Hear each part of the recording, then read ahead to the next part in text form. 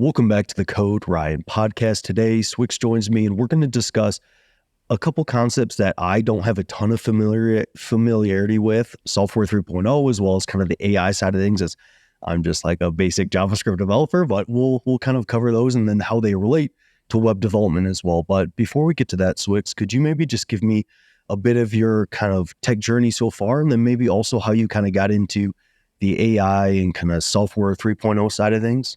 Yeah, sure. I wasn't always a developer. I was in finance for my first career and then did a career switch when I was 30. So if anyone is a sort of later stage career switcher, you can look up my story about switching to a software developer at age 30. And since then, I worked at what I like to say is sort of AWS and three unicorns, all focused on dev tools, Netlify, Temporal, right? And trying to, I guess, bridge the gap between like front-end development and cloud, and then more recently working in data and AI. And so most recently this year, I had a blog that was called Latent Space that was kind of taking off. I decided to go full-time on that. The big claim to fame, or the big hit that I started, was this AI engineer movement around about June, July timeframe, where I sort of identified a rising class of software engineer that would be specializing in AI, and decided to pivot everything to serve that.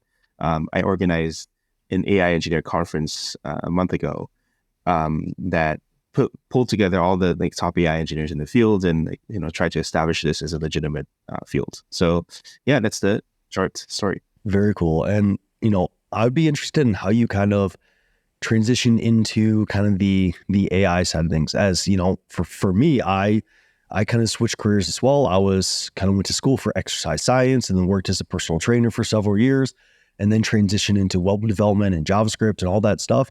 And from kind of like an non-computer science perspective looking in, AI seems like a very daunting thing to kind of move towards. So I'd be interested in how you maybe kind of transition towards that, or was it kind of just like maybe less so focusing on some of the details of AI, and you just kind of focused on how AI is going to integrate with engineers, or what did that kind of transition look like? Yeah.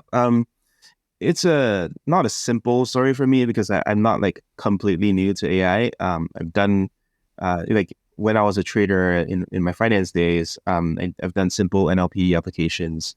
I've taken the Andrew Ng course. I've taken some courses in my sort of Georgia Tech online master's program. None of that was strictly necessary or useful for this wave of AI. And this is something we'll talk about, the difference between software 2.0 and 3.0.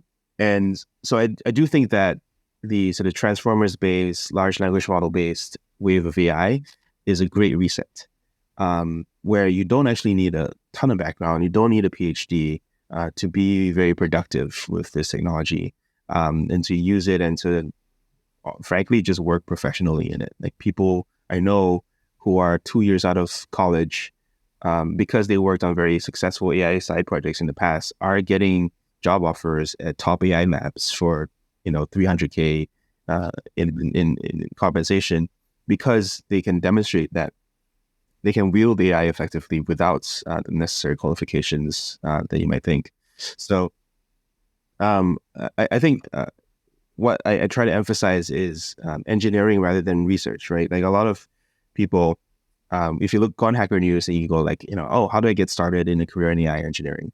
And this is a literal, like, go on Hacker News and search, how do I get started in AI engineering? This will come up.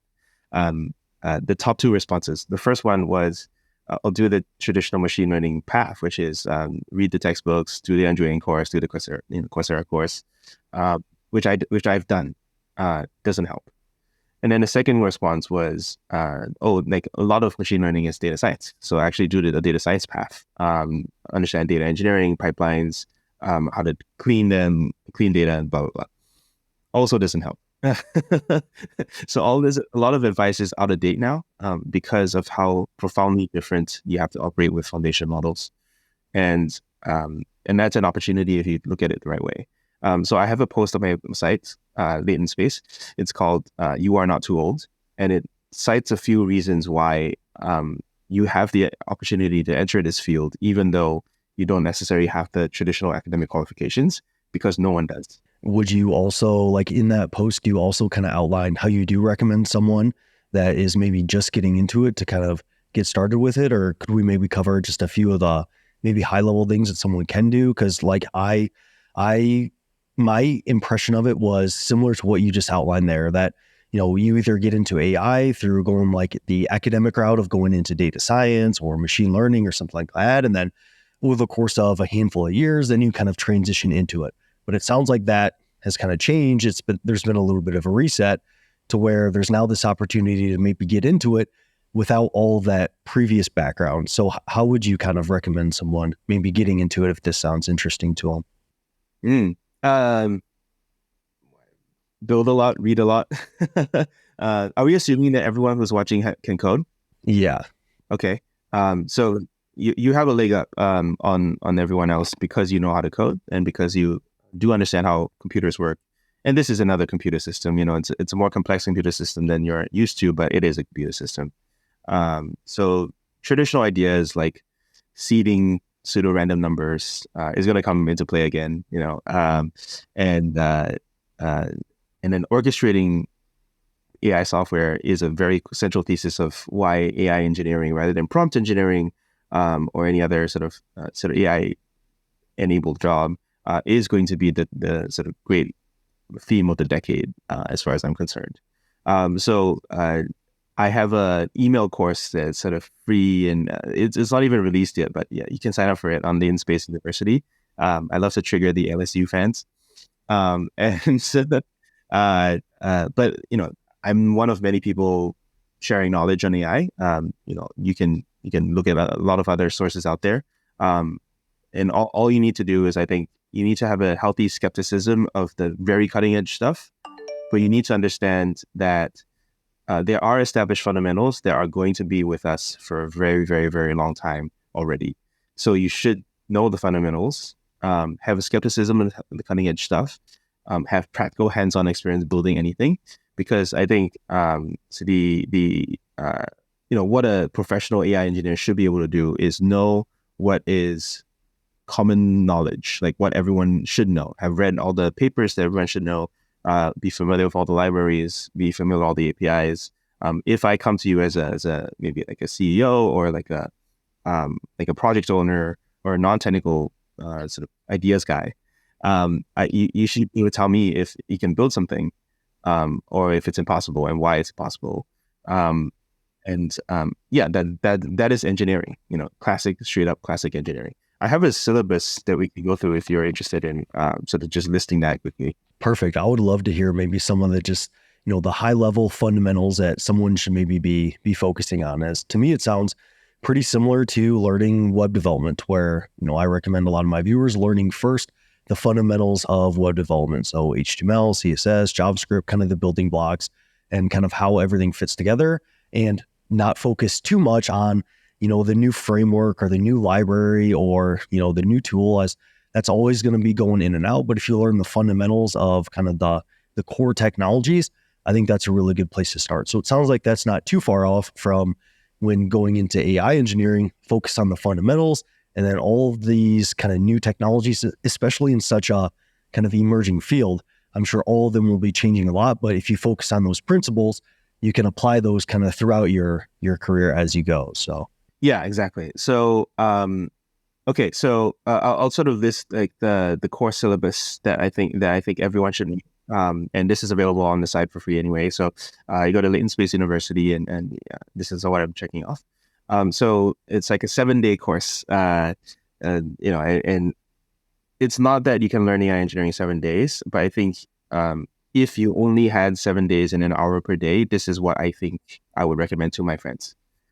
So the first day is understand the GPT-3 and 4 API, like use it, call it, understand the limitations. Second day is prompt tooling and memory. So understanding things like LangChain, understanding how to work with a vector database, how to do retrieval augmented generation. Third day is code generation. So instead of generating text in natural language, you're generating code, like Python code that you can run. So basically being able to also give GPT-3 a calculator. It's classically very bad at doing math because it's going to hallucinate answers. But once you give it the ability to generate code, run code, and then pipe the code back in to generate a response, you suddenly have a language model that can do math. Day 4 is image generation. A lot of people actually start with image generation, then go to the other stuff. But I just put it in here because I do think like practically the text stuff is going to be more useful for a job. But image generation is still very underrated and powerful. And so we cover image generation with DALL-E, Stability, Lexica, Midjourney. This one, if you want to make it a career, you can spend your whole life doing this because there's so many techniques, control nets and textual inversion and LoRa's and all that fun stuff.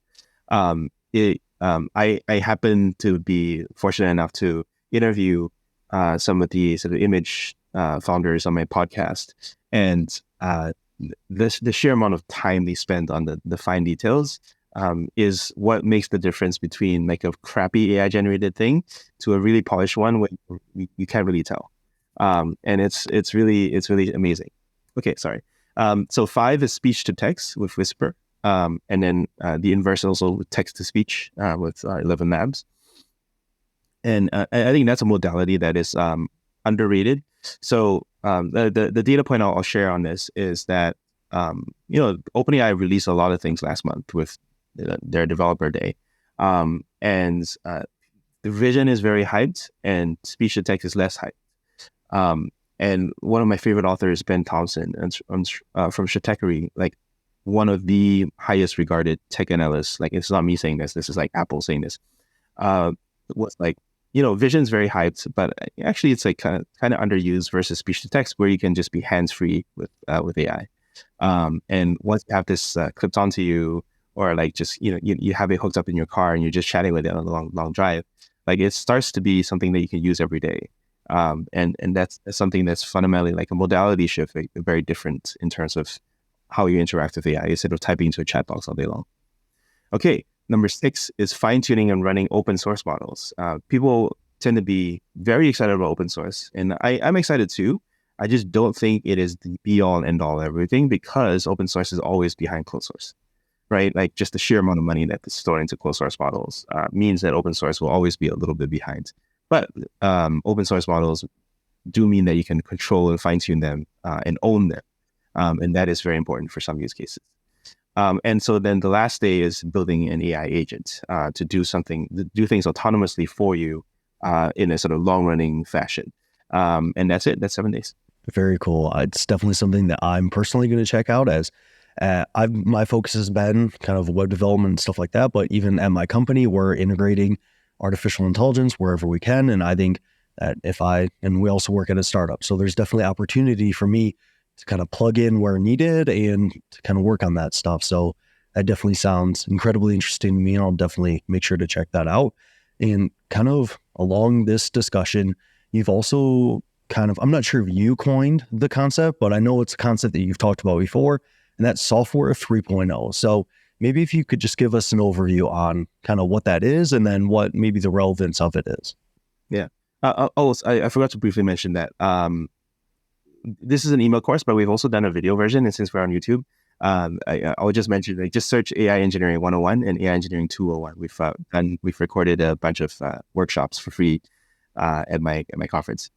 Okay, so software 3.0. Okay, so this actually comes from an essay by Andre Karpathy on software 2.0. So it's a very well regarded essay, 6 years old, that describes the difference between traditional programming with like if statements and while loops and for loops. It basically sort of hand coded every single line towards machine learning, which is you have a model architecture that learns from data, and you don't really code it. You sort of program it by running a whole bunch of data through a model architecture. So that like makes a ton of sense, and it obviously was correct in that software 2.0 would be able to address things that software 1.0 could not. And if you believe in neural networks and activation functions as a universal function approximator, meaning that like your if statement can be modeled by me running a bunch of data through a neural network, then this like fundamentally makes sense. Now, what's the contention around Software 3.0? Audrey and I disagree on what Software 3.0 strictly looks like, but everyone agrees that something slightly different. So this points to the thing that I talked about earlier, which is that traditional machine learning is very domain specific, requires a lot of backgrounds, and the new age of AI backed by foundation models does not require that. So for Andre, he's very focused on prompt engineering, like designing the prompt. Once you design the right prompt, you sort of shock the model into performing a certain way. Instead of the default output, you might get a model that speaks French. Might get a model that speaks in a pirate voice that is suddenly super knowledgeable about economics, or something that you can talk to just by prompting it. And I think yeah, sure. That's what the most largest, most generally capable models do. But part of what I think is fundamentally different is your ability to write code, and for you to write code to orchestrate these models to tackle problems that you cannot, and then for the model to write code to assist itself or to assist you. And so those are the three primary ways that AI engineering is rising. So maybe I'll spell that out a little bit. The baseline AI engineer is the AI enhanced engineer. So that's developers using things like Copilot to assist them in coding non-AI products, right? Like in just like day-to-day, everyday tasks, hey, let's use an AI tool that improves my productivity. So that's one form of 10x improvement. The second form of 10x improvement is engineers working on AI products. So I have a friend, that same friend actually, that is working on the sort of AI side projects that is now working in a foundation model lab. He doesn't know anything about the baseline sort of machine learning knowledge, or hasn't read any papers, and doesn't know a lot of the requisite stuff. But he's able to take models off the shelf and tune it and market it towards a specific audience that's non-technical, and make it useful for them. So he can build AI products. He doesn't even need Copilot or anything. He just understands how to call an API and prompt it and then stick it into a product that they can then sell. And he's making like 20, 30K a month from this. And it's not a huge business, but it's an AI enabled product. It could be a huge business if he really puts some fuel on it. And that's fantastic. That is, there's no required bar here. The bar is, do you make useful things for your customers? The bar is not pissing rights or pieces of paper that show that you're better than the other person. It's just, did you make useful things for your customers? Finally, it's going to be the AIs augmenting themselves. So AI is coding for themselves. And this is the realm of things like Code Interpreter, NVIDIA's Voyager paper, which is I highly recommend everyone read, and AI agents, where for anything that AI realizes it doesn't have yet, you give it the ability to write code, to test that code, to debug that code, and then to rerun it again, and to continue until it gets completely stuck or it finishes its objective. So those are the sort of three types of AI engineer.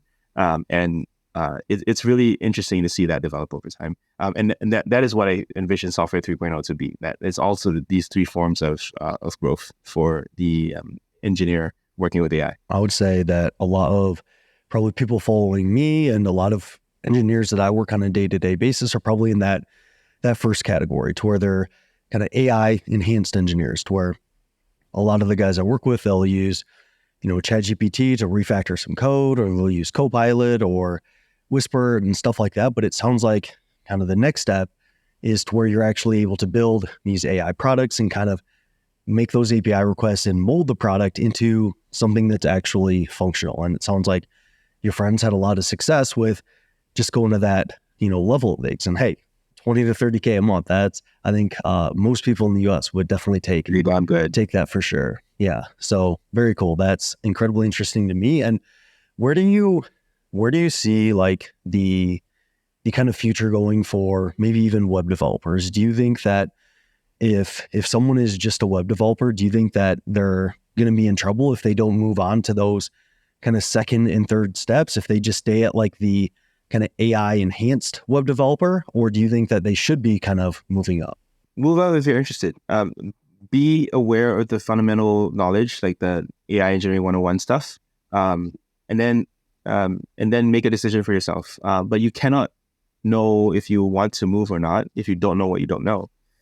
So the benefit of survey courses like mine is I give you a sample in a constrained amount of time for you to explore these things and go like, okay, I know everything I need to know. Or you're like, oh, I'm interested and I want to learn more, and then you go learn more. But if you're sort of you sort of sticking your head in the sand and going like, oh, I tried ChatGPT once, it didn't give me a good answer, therefore the whole thing sucks. That's probably not the right approach for assessing whether or not a technology is transformational enough. I do think that vast amounts of traditional software need to be written and maintained.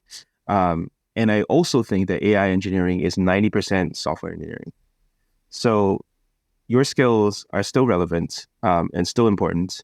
And if you're in the process of learning to be a web dev, keep going. Like, just get good at coding first before you tackle all this other stuff. And you're not, irrelevant if you're like, I think a lot of developers are like worried about their jobs. What I typically tend to say is like AI engineering is the last job that will go away because it is the job to automate the other jobs. So mathematically, if you think about it, if anyone wants to automate lawyers, fine, you need an AI engineer to automate a lawyer. If you, so on and so forth. So if you want job security, you should move towards AI engineering. But yeah, like I think having machines write code, like they can do a decent job at like the first draft and maybe like the second draft, but they're not like perfect yet. Just like humans are not perfect yet. Like if I give you a task and I communicate what I want from you, and you're going to come back to me with something slightly different from what I want, and that's just how two independent operating entities work together to discover what they need and want. So I feel like this job isn't really going away. There's still copious amounts of software to be written, and I don't really concern myself with when AGI is sort of what a lot of people talk about. Like, this, we're only doing this until AGI is here, and then once AGI is here, we're all gonna live on the beach sipping Mai Tais. I think that is a distant future rather than a near-term possibility. And so like just plan with what's practical, and that's the beauty of engineering. Like you take what exists today and you make the most out of it. And so I try to encourage people to be practical. Dorm room hallway conversations about the distant future, very fun, but not the realm of work.